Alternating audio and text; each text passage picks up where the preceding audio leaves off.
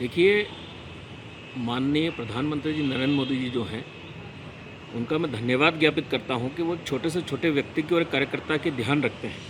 निश्चित तौर पर पूर्व में भी कई बार माननीय प्रधानमंत्री जी के कार्यालय से उनको अवगत कराते हुए उनके कार्यालय से कई बार मेरी सुरक्षा के विषय में मध्य प्रदेश सरकार को और एमएचए को लिखा जा चुका है।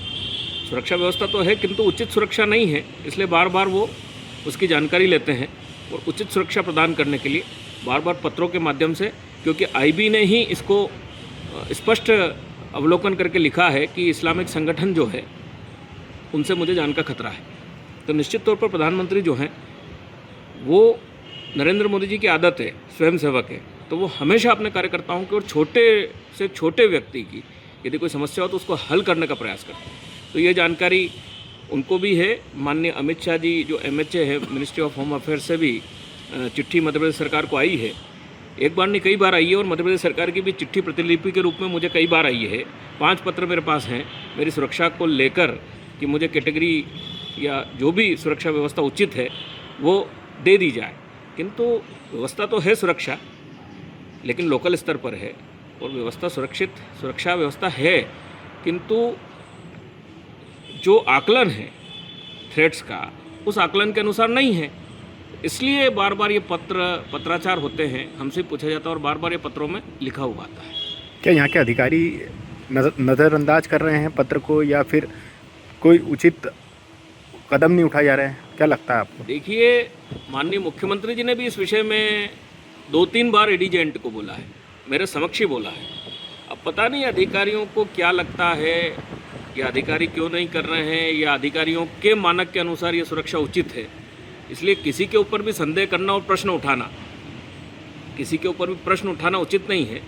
अधिकारी अपना काम कर ही रहे हैं, किंतु जो मानक है, जो सुरक्षा व्यवस्था है, उस अनुसार नहीं होगी। इसलिए बार बार पत्र द्वारा ministry of home affairs, MHA को और सबको आकलन के लिए सूचित किया जाता है। क्या अब उम्मीद है, जिस तरह से प्रधानमंत्री के द्वारा पत्र लिखा गया है, तो अब अधिकारी एक्शन लेंगे सुरक्षा को लेकर आपकी, क्योंकि कई जगह से थ्रेट मिल चुकी है?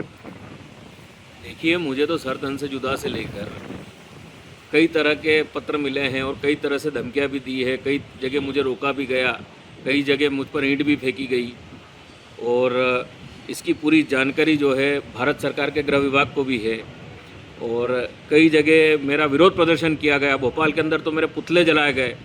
ऑल इंडिया मुस्लिम ऑर्गेनाइजेशन परिषद जो है इन्होंने तो खुली चेतावनी दी। कई चेतावनी पत्र, जिसको ये फतवा कहते हैं, वो मेरे खिलाफ जारी किए गए। अलीगढ़ से, इस्लामिया से, दारुल करके इनकी कोई कमेटी, उससे।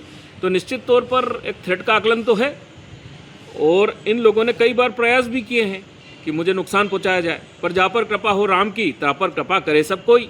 तो मैं तो सनातनी हूँ और राम के विचारों से चलने वाला और बढ़ने वाला व्यक्ति हूँ। जिसको जो करना है वो कर ले। मैं उनको आमंत्रित करता हूँ कि मुझे बचाने वाले मेरे राम हैं, और भारत सरकार में जो नरेंद्र मोदी बैठे हैं, जो राम जी के भक्तों की चिंता करते हैं, तो फिर हमें किसी बात का कोई भय नहीं है।